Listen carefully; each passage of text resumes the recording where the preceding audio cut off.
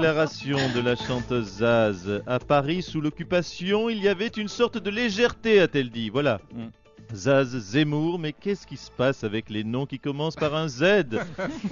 Pardon, me dit-elle que Zorro aurait pris sa carte au Front National. Oui, donc on est véritablement sur un problème avec les Z, Ouais. ça se confirme, chère Julie. G20 en Australie, vous le savez, Vladimir Poutine a séché le déjeuner de dimanche, Eh nous le oui. répétons. Mm. En revanche, François Hollande a repris 3 fois du dessert.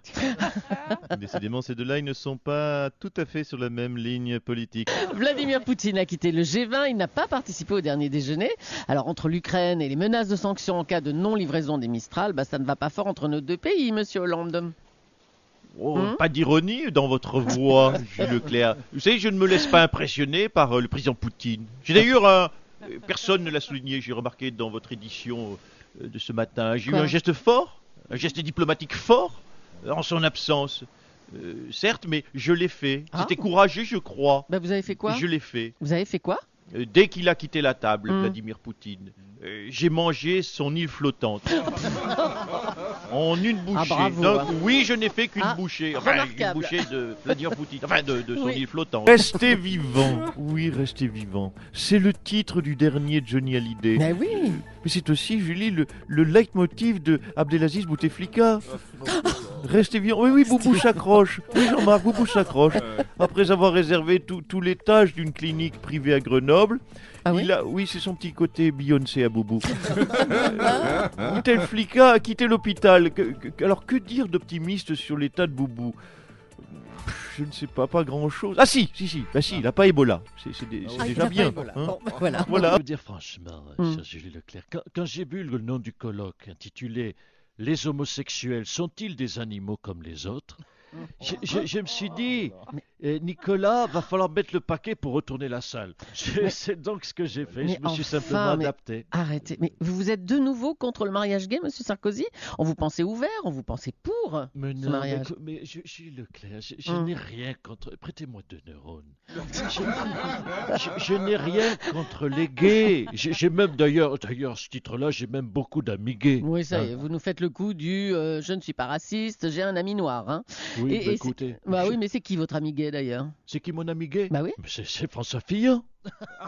Attendez, il est gay, François Fillon? Mais bien sûr. Attends, en tout cas, moi, j'en sais rien, mais en tout cas, il a essayé de il a essayé de m'en- Attends, stop.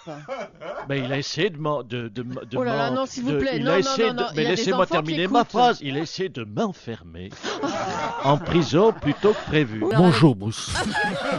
Non. Moi, c'est Julie. Hein. De quoi vous allez nous parler ce matin? Oui, d'accord, autant pour moi. Donc, bonjour, Bruce. Ben, sinon, ça me fait changer toutes mes fiches et autant vous dire qu'avec l'actu internationale qui est très lourde, j'ai autre chose à foutre, Bruce. Aujourd'hui, je voudrais vous parler de ces images terribles qui se multiplient, d'agressions au couteau qui tournent en boucle sur les chaînes info. Ah, vous voulez parler des décapitations en Syrie, là, bien sûr. Non, Bruce, je voulais parler de Nabila. De Nabila? Bah oui. Oui, Ah, oh car là. je me sens très proche de Nabila. Hein? Qu'est-ce qui se passe? Déjà parce que nous avons la même poitrine. Oui, sauf que moi, c'est des vrais. Oh là là, arrête. Ensuite, parce que nous devons tous deux notre ascension sociale à notre physique avantageux. Oui, je le dis aujourd'hui, j'ai couché pour rentrer à Europe 1. Oh là, c'est un scoop, ça. Avec qui? Désolé, Denis, j'avais promis de ne pas le dire, mais il fallait que ça sorte.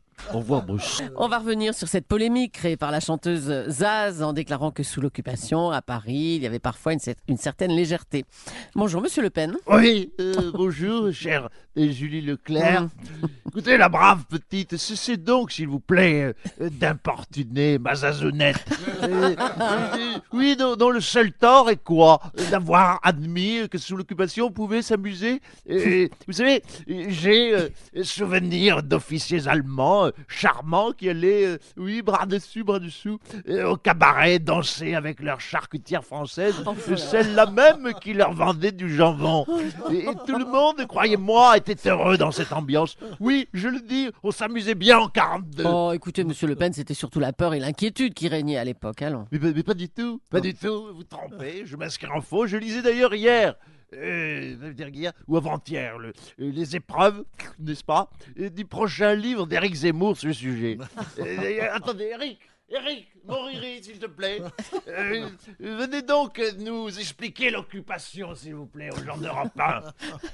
Alors, bonjour Soto, bonjour Cabrol, bonjour Morandi. Alors, c'est très simple. Je vous explique. Effectivement, on caricature l'occupation, pendant laquelle, je rappelle, Pétain a surtout sauvé des Juifs. Et on occulte totalement la joie de vivre. Je dirais le kiff, le fun qui régnait à Paris. Et ça, je le dis dans mon prochain livre qui s'intitule L'occupation, les années bonheur. Ah, c'est votre prochain livre, ça, Oui, Eric oui, c'est le prochain. Je travaille également sur un autre ouvrage qui va s'appeler Vichy, c'était pas si mal. Oula. Et ensuite, on aura également un autre tome, 39-45, pourquoi c'était chouette. dis donc.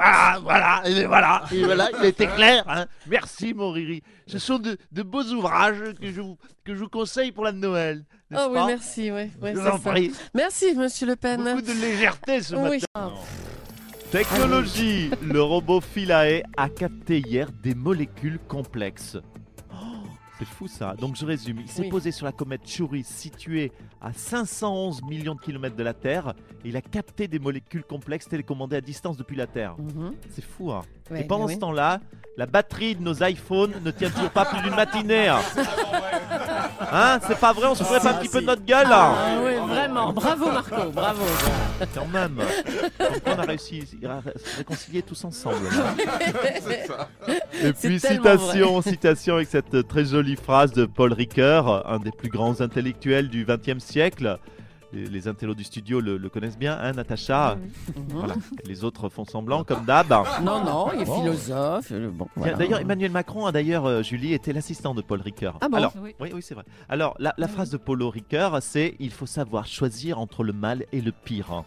C'est Paul Ricoeur qui a dit ça. Alors que Paul Ricard, lui, il a dit « Je vous remets une tournée hein. !» Lolo Cabrol connaissait la seconde citation, lui. C'est vrai. Voilà, Paul Ricard, à 3 lettres près, c'est des carrières tout à fait différentes. Qu'est-ce qui se passe? Mais dites-moi, dites les choses franchement, personne n'est content, c'est ça? Ouais. Hein? C'est quoi? C'est abroger la loi Taubira qui dérange? C'est ça? Mais dites-le. On n'abroge pas alors. Si c'est ça que vous voulez que je dise, c'est ça que je dis. Hein, si c'est ça, je vous le dis. Vous savez, ça coûte pas cher. Ben voilà, je le dis. Alors écoutez bien, ouvrez grand vos oreilles, montez les potards dans la technique. Hein. Je suis pour le mariage gay. Voilà. Et bien, je vais même aller plus loin puisque vous faites du voilà, je vais surenchérir. Je suis pour le mariage gay obligatoire en France. Quoi? Attendez, là. Le mariage gay obligatoire. Oui, voilà. Oui. Écoutez, il y a que les cons qui changent pas d'avis. Hein. Et moi, vu comment je change d'avis, je dois avoir un QI de 160. Hein. Donc, nouvelle idée, mariage gay obligatoire. Bon, expliquez-nous, ça veut dire quoi concrètement? Mais vous avez très bien compris. Ça veut dire quoi? Ça veut dire que chaque homme devra épouser un autre homme.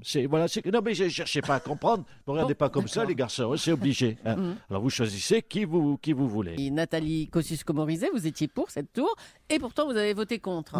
Oui, j'ai voté contre. Vous auriez vu la tête de Madame Hidalgo. Madame Julie, c'est un bel échec pour la gauche à Paris. Mais vous étiez pour cette tour de bureau, non? Mais bien sûr, parce que c'est important pour Paris d'avoir des tours de bureau. C'est même absolument primordial. Alors pourquoi voter contre? Mais pour faire chier Madame Hidalgo.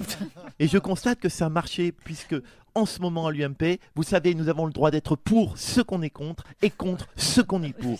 On s'en fout du moment que ça fait chier la gauche. Oh là. Écoutez, on a avancé là. Dites donc. Dites donc. Je vois que ça vous fait plaisir, monsieur Morandini. C'est un plaisir partagé. Vous êtes bien bon. Dites donc, là, Kosciusko Morissette.